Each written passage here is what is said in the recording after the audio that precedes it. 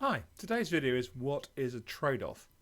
Well, trade-offs are something that we often have to deal with in computing, and we often have to deal with in security, and they are always a pain, but something that we need to be aware of.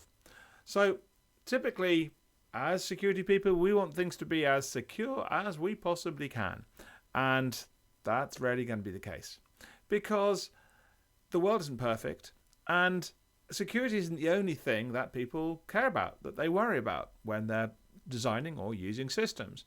So let's say you want to make something as secure as possible, and there are some particular cryptographic use cases you want to use, and the most secure approach you have requires a very long cryptographic key.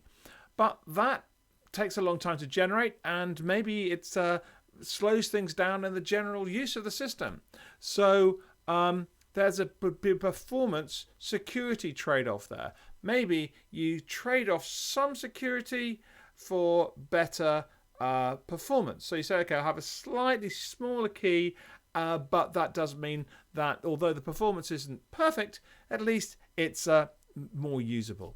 So that's what a trade-off is. We make trade-offs in business all the time, and we need to remember that we're doing security in the real world. You can't have everything you want all the time. We need to be aware of what our users, what our people who are paying us, people who are creating this and actually using the systems that we care about, what they care about and what their priorities are. And security is sadly not always the top priority. So those are trade-offs. Always think when you're designing a system, what are the trade-offs that you must think about, that you can think about?